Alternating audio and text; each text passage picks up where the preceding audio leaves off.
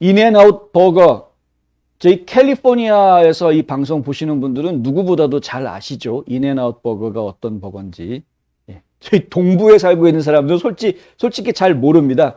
인앤아웃 버거가요, 이 서부 해안선에서 만들어져 가지고 이렇게 지금 뭐 줄을 막 확장을 하고는 있죠. 최근에 이제 콜로라도주에도 이제 뭐 매점이 들어온다 이렇게 이야기가 됐고, 아이다호주에도 지금 이제 매장을 낼 거다라고 해서 지금 얘기가 막 진행이 되고 있는 그런 상황입니다만은. 그런데 이 텍사스 중심에 지금 미국 중간에 맨 밑에 있지 않습니까? 텍사스가. 텍사스에 지점을 좀 내기는 했는데 그거로 끝이고요. 텍사스 지나서부터 동쪽으로는 이 인앤아웃 버거가 하나도 없습니다. 그러니까 이 동부 지역 이게 사는 저희 이제 그 국민들은 이 인앤아웃 버거를 먹을 기회가 별로 없죠. 근데 뭐 그렇게 맛있다고 저도 이야기는 많이 들었습니다. 먹어본 적은 한 번도 없지만, 예. 정말 그렇게 맛있는 건지 모르겠는데, 하여간 인앤아웃 버거가 지금 못 살겠다라는 이야기가 나왔다. 무슨 얘기냐면, 지금 캘리포니아주에서 백신 의무화 명령을 내리는데, 이거 백신 의무화 명령에 따르지 않겠다라고 거부했다가 지금 문을 닫게 됐다라는 거죠. 업소들이. 이 체인 아닙니까? 근데 이 매장들 중에서 여러 매장들이 문을 닫게 되는 그 백신 의무화를 지키지 않겠다라고 하는 것 때문에 이런 상황이 돼서 아예 그냥 본거지를 옮겨버릴까 뭐 이런 고민을 지금 하고 있다라는 보도가 나와 있습니다. 플로리다주에서 이미 상담이 시작됐다라는 이야기가 확인이 됐고요. 플로리다 주정부에서 직접 확인을 해줬습니다. 주지사실에서 우리 상담한 적이 있다. 언제든 환영이다. 인앤아웃 버거가 플로리다로 온다면, 발음도 안 되는군요. 플로리다로 온다면 환영이다. 라는 이제 성명도 나와 있고요. 그런데 이제 고민이 뭐냐면, 지금까지 인앤아웃 버거의 이 서플라이, 재료들을 공급해주고 있던 이 서플라이 체인이 전부 다 서부 해안가에 있기 때문에 이 서부 해안가에 있는 이 협력업체들 같이 움직일 수 있겠느냐, 이제 이것이 지금 하나의 이슈가 되고 있다라는 이야기가 지금 나오고 있습니다. 저는 뭐 햄버거 가게가 매장 하나 되는데 뭐 이렇게 대수인가라고 생각을 했었는데, 아이다호하고 협상을 하는 걸 보니까 상당히 어려운 것 같습니다. 얘기 돌아가는 게요. 아이다호 같은 경우에도 이제 협상이 시작됐다. 작년부터 인앤아웃 버거가 아이다호에도 온다라는 보도가 나오기 시작을 했는데, 아직까지도 협상을 하고 있다라고 그러고, 지금 인앤아웃 버거 쪽에서 얘기하는 거는 5년 안에는 매장을 열 거다. 뭐 이런 얘기를 하고 있다라는 거죠. 왜 이렇게 시간이 오래 걸리느냐? 이제 품질 관리 문제 때문에 그런 것 같고요. 그러니까 결국에는 이제 좋은 품질의 재료들을 확보하고 공급처들을 이제 결정하는 이런 작업들이 충분하게 이루어지지 않으면 섣불리 매장부터 열지는 않겠다라는 이제 업주들의 어떤 나름대로의 철학이 있는 것 같습니다. 그래서 맛을 유지하는 건지는 모르겠는데, 하여튼, 진짜 맛있다고 하니까 저도 궁금하고요. 근데 이 인앤아웃 버거가 그래서 이제 플로리다랑도 이야기가 시작이 됐다.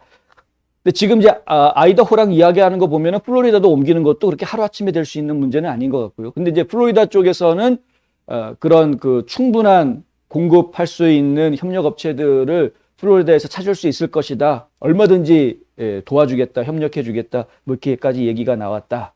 제가 이 이야기를 드리는 거는 이게 햄버거 가게 선전해 드리려고 이 얘기를 드리는 게 아니고요.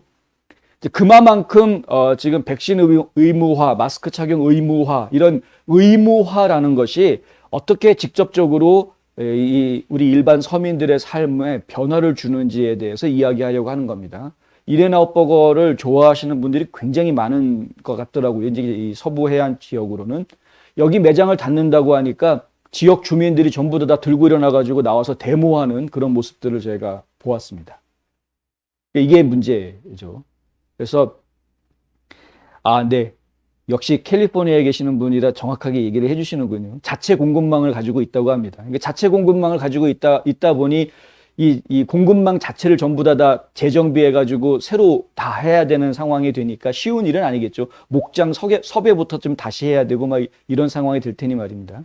어쨌든 간에 하여간 지금 진짜 플로리다도 오게 될지 그건 잘 모르겠습니다. 근데 그것이 이슈가 되는 것은 결국에는 주지사들의 정책 대결, 정책 대조, 이거로 이제 이야기가 넘어가게 되는 거죠. 캘리포니아 주지사 게빈 뉴섬의 정책들과 플로리다 주지사 론 드산티스의 정책들, 이걸 비교를 해보니까 여기는 기업 살리기 정책이고 여기는 기업 죽이기 정책이 되는 거 아니냐. 결국 이런 식으로 이제 결론이 날 수밖에 없는 상황이 되는 겁니다.